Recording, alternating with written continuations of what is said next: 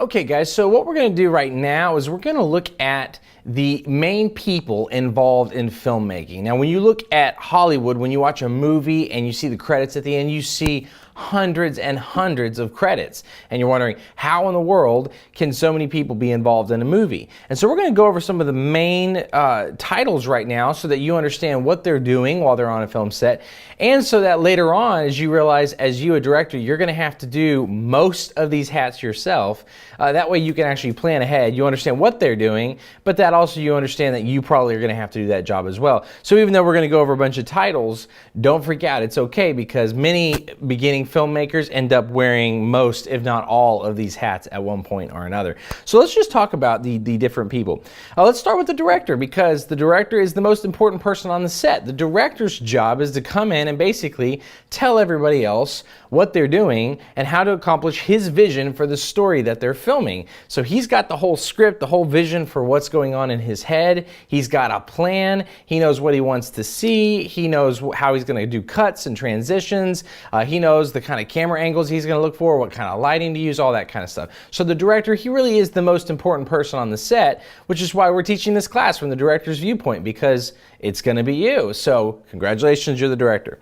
Let's talk about the producer. Now a producer, you can have a executive producer, you can have a normal, just producer title, you can have associate producers, all these kind of things. But what a producer does is he basically makes the environment ready for filmmaking. So imagine one of his things is, he knows that the director is going to do this and that the director's vision looks like this, and the producer's job is to take that and then get all the pieces, kind of like all the ingredients of the film and bring it together. So the locations, the people involved, all that kind of stuff. He is going to make sure that they're all there, ready to go, paid for, ready to work, all that kind of stuff. So the producer kind of provides an environment for filming.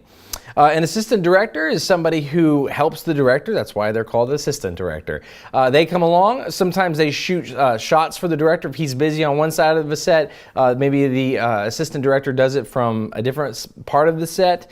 Maybe they help the director with a second camera a lot of times. So a lot of times they'll shoot camera one over here. The assistant director will be in charge of a different camera or a different camera unit. However that works. So that's what assistant director does. And then you get location scouts and managers. These are people who look at the script and they say, hey, our director, he's picturing, a desert. We're going to need a desert. So they go out, they find places that might work as far as locations goes, and they take pictures of it. They decide how they're going to film there, and then they take it back to the director. Say, here's some options for this. And they're in charge of not only finding the location, but then making sure that the locations stay ready to film when it's time to film. So they know we're going to go out there, we're going to get everything ready, we're going to make sure we have everything we need, that kind of thing. A casting director is exactly what it sounds like. It's a director who looks at casting all the actors for the film. They're in charge of looking at the script, figuring out what the script needs as far as actors go, and then figuring out, okay, who would be great for this? Let's audition these people and kind of narrow down our selection. And then they bring the director in and say, all right, here's what we think we should do here. These are the ones that we've decided are the best actors for these roles. And then the director kind of helps pick those particular people. Then you have your director of photography, and we're going to do a whole workshop just on directing photography. It is the big role. It is the person responsible for what the camera films, basically, if we look at it that way. It's basically the person who's in charge of the camera, who's in charge of helping coordinate what he wants for the lighting, and it's basically the person who gets the shot. So the director says, I need a shot where this guy enters in and he throws something down on the floor, and your director of photography says, okay, I've got some great angles, we're going to put some lights here and here and here to make it look really good, and they're basically the ones who are going to compose whatever the final shot is that we see in your film. So there's a lot that goes on with that position, a lot of head knowledge, a lot of technical stuff, and that's why we're not really going to get into it in this workshop. We'll save it because there's just so much for the director of photography. A camera operator is somebody who helps the director. It's somebody who can take the camera, knows all the technical stuff about the camera, can get the camera ready, can oftentimes shoot a secondary camera for a director of photography, but that's basically just what they do. Then you've got your gaffer, and that's just a fun word for the person in charge of lighting. You always have a lighting person because lights are really important, especially if you're trying to compose a shot. And so your director of photography says, I really want this shot and I want a light behind him so that they're backlit. And so the gaffer comes along and makes that kind of thing happen. They're in charge of getting lights, putting them where they need to be. And then we get to best boy. Everybody's got to have a best boy, right? A best boy is the #1 assistant to the gaffer. So they're in charge of running the cords, helping with the lights, getting things ready. They work together kind of in tandem, that kind of thing. So you got your gaffer and your best boy. Everybody needs a best boy. Key grips are people who are in charge of moving whatever needs to be moved on the set. This could be cords, it could be a set piece, it could be equipment, it could be lights, it could be all kinds of things, but they're in charge of getting the set ready and moving the things necessary to film. So they do a lot of different things as far as what a key grip does. I mean, they're pretty much the hands on the set. If you need something that they can grip and move and push and whatever they need to do, store something somewhere, that's what a key grip does. An art director is in charge of the art of the scene. So what the scene looks like, is it 1920s set, so it needs to look one way? Is it supposed to be 2050, so it's supposed to look a different way? I mean, they look at it and from an art perspective, build the sets. A lot of times they'll even help with wardrobe, things like that. They'll design the look and feel of the film. Then you get your makeup and your wardrobe people, and they do exactly what you would expect. They do makeup and wardrobe. Yep, it's that complicated.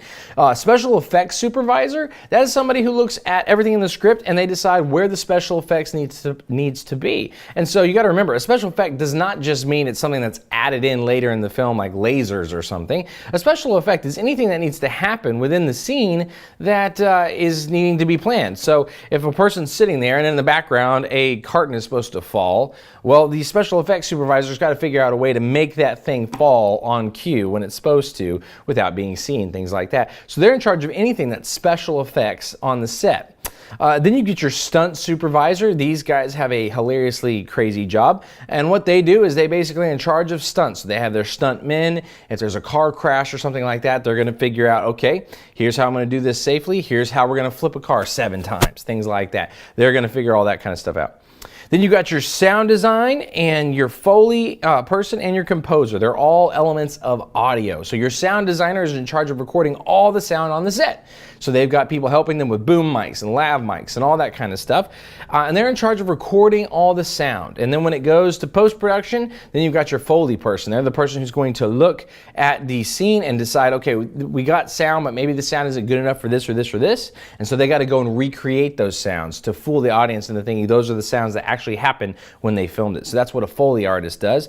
And then your composer is the person who composes the music for the film. Music is hugely important in films. They're practically married. You can't have a motion picture really without some music. They just work together so well to help tell stories and kind of make you move a little bit as far as your emotions go. Then we get to a hugely important job of the editor. The editor takes all the film shots from the entire film, and he's in charge of putting it in there and composing the movie with it. He cuts the movie, he decides how long the scenes need to be before he cuts, all that kind of stuff, and he edits the movie together so that you can actually watch it. And then the last thing we'll talk about is the actors. You already know what an actor does. They come in and they are the people who act the film out. So when you talk about people involved with the film set, the film crew, all that kind of thing, there's a lot of people involved, and you don't have all those people, but that is okay. It's good to know kind of what all these jobs are so that at any given scene, as you go out and begin your filmmaking career, filming things that come to your brain, you know, okay, I kind of have to do a lot of these things. So most likely, you're not going to have a producer, you're going to be the producer. You're not going to have an assistant director, so you're going to have to work without him. You're going to have to figure out your locations on your own. You're going to have to cast on your own. You're going to have to do your own camera, things like that. So in the end, you're going to end up wearing a lot of filmmaking hats as you pursue your filmmaking career. And so with that in mind, let's turn now, we're going to talk a little bit about the 3 stages of filmmaking.